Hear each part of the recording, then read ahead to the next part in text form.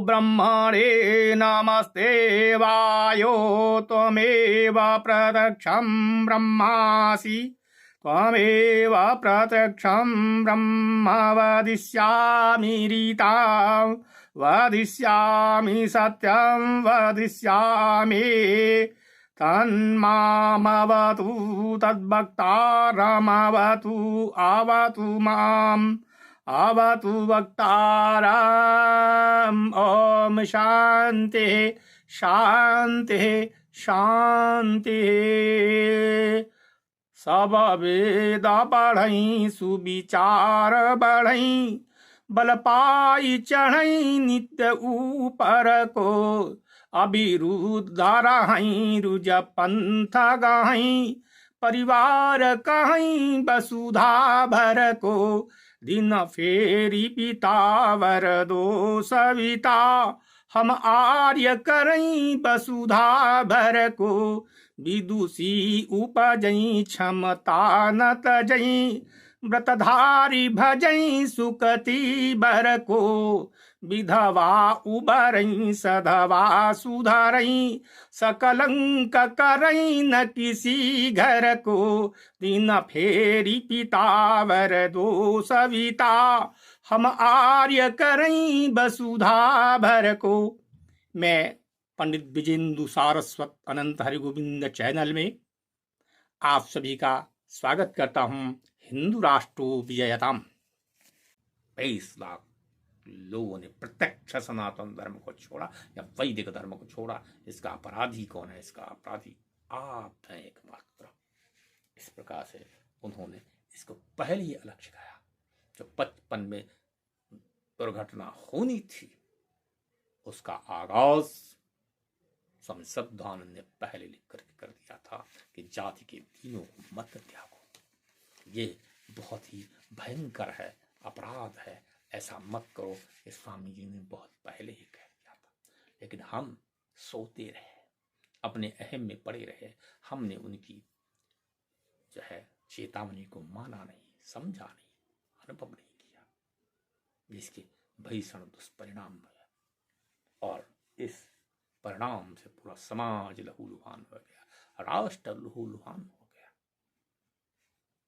जब अम्बेडकर ने कहा हमारा कोई राष्ट्र, हमारी कोई जगह नहीं है, हमारी कोई भूमि नहीं है, तो किस पीड़ा के साथ उन्होंने कहा होगा। आज समाज कोई अनुभव नहीं करता, पर पूरे समाज ने इसको सुना और बहरा हो गया, देखा और अंधा हो गया।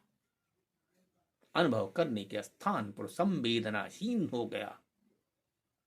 अगर स्वामी श्रद्धानंद की बात मानी जाती तो ये अम्बेडकर तुम्हारे सनातन धर्म का कट्टर सिपाही होता, राष्ट्र की सेवा करता, तुम्हारे समाज की सेवा करता। और गांधी को मुखर जवाब देने वाला ये व्यक्ति उनकी बोलती को बंद कर सकता था, तुम्हारी ताकत को मजबूत कर सकता था, तुम्हारे राष्ट्र को मजबूत कर सकता था, तुम्हारे इरादों को मजबूत कर सकता था।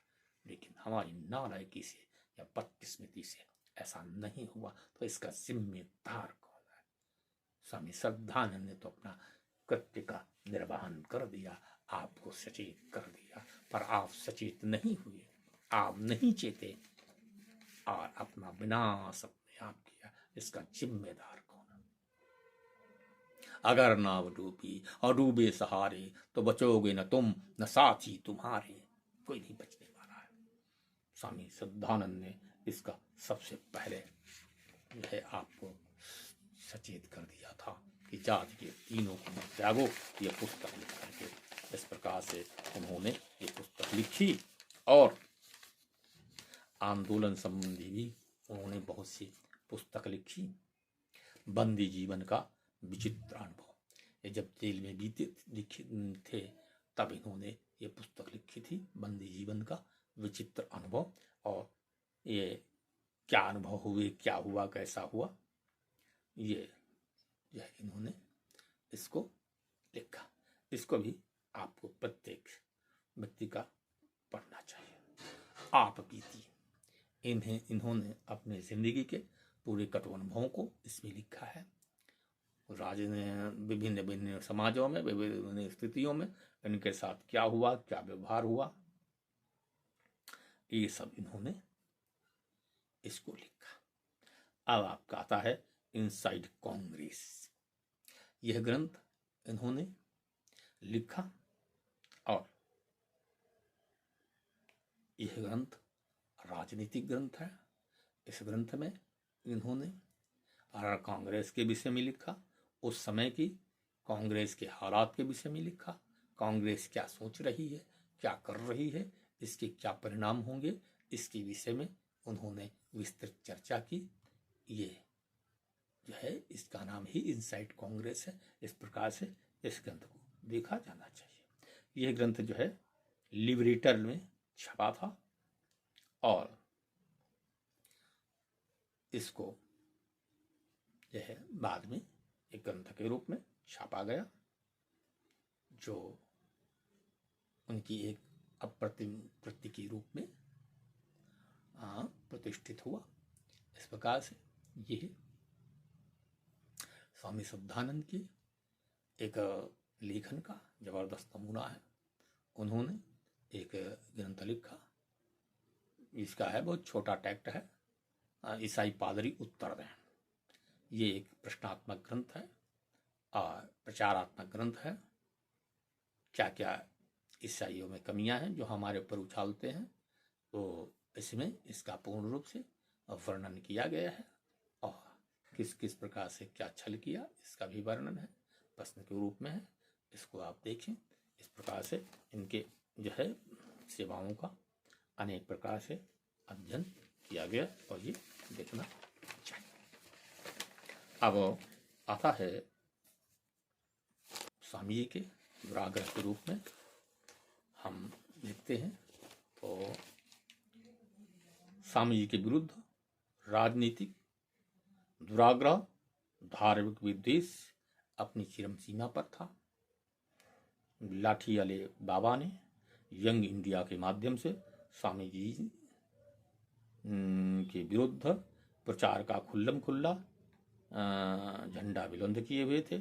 आर्य समाज और स्वामी शुद्धानंद के खिलाफ, स्वामी दयानंद के खिलाफ लगातार प्रचार करते जा रहे थे और मुसलमान एकमात्र होकर एकजुट होकर इसका विरोध कर रहे थे। कांग्रेस का विरोध इसमें घी का काम कर रहा था और इसमें एक घटना ऐसी घटी जिससे स्वामी जी के विरोधियों को आसमान सर पर उठाने का अवसर प्राप्त हुआ। स्वामी जी के पास लाहौर के मौलाना ताज मोहम्मद की बेटी अस्करी बेगम आई। इतिहास ये है, अस्करी बेगम ने अपने पिता से कुरान सीखा, हदीस सीखा, अरबी के ग्रंथों को सीखा। सीख करके उसने कहा, पिताजी हमने मुसलमान के विषय में तो बहुत कुछ बताया, इस्लाम के विषय में बहुत कुछ बताया, अब आप कुछ हिंदुओं के विषय में बताएं, संस्कृत के भी बताएं। उस समय ये बहुत ही गंदी बात मानी जाती थी। ताज मोहम्मद ने उसका विरोध किया, पर ज्ञान की ललक में असगरी बेगम लाहौर से दिल्ली भाग गई और स्वामी जी के पास आई। स्वामी जी ने उसको हिंदू दर्शन का ज्ञान दिया और इच्छानुसार उसको सनातन धर्म में दीक्षित किया, उसकी इच्छानुकूल दीक्षित किया। इस प्रकार से जब दीक्षित किया और उनके पिता को पता चला, वो लेने आए। उन्होंने, आपने कैसे मेरी अनुमति के बिना इसको हिंदू बना दिया, और ले जाने के लिए जोर जबरदस्ती करने लगे। तो स्वामी जी ने कहा, मैंने इसको धर्मपुत्री माना है, ये जहाँ चाहे तहाँ जा सकती है, जहाँ सुखी रहे वो काम कर सकती है, मैं कोई जोर जबरदस्ती नहीं करता। अगर हाँ इसको आप जबरदस्ती ले जाना चाहें तो ये संभव नहीं है, आप जबरदस्ती से किसी भी प्रकार से नहीं ले जा सकते। पर असगरी बेगम जो शांति देवी बन चुकी थी, उसने जाने से इनकार कर दिया और स्वामी जी के पास ही रही। फिर जो है इसमें ताज मोहम्मद और जो उनके पिता थे, जो उनके पति थे, उन्होंने इनके खिलाफ, स्वामी श्रद्धानंद के खिलाफ, इनके दामाद सुखदेव के खिलाफ मुकदमा दायर किया। मुकदमा जो है बिल्कुल साफ बेदाग छूट गया। इससे जो है लोग भड़क गए और इस मुकदमे की छुट्टी ने आग में घी का काम किया। एक तरफ स्वामी श्रद्धानंद थे जो इसको धर्मपुत्री मानते थे और दूसरी तरफ गांधी थे। निर्णय आप करिए कि महात्मा कौन है। गांधी जो है ब्रह्मचर्य के प्रयोग करते थे और ये दूसरे की बेटी को अपनी धर्मपुत्री मानते थे। ये दोनों छोर पर खड़े हुए, दोनों का निर्णय आपके हाथ में छोड़ता।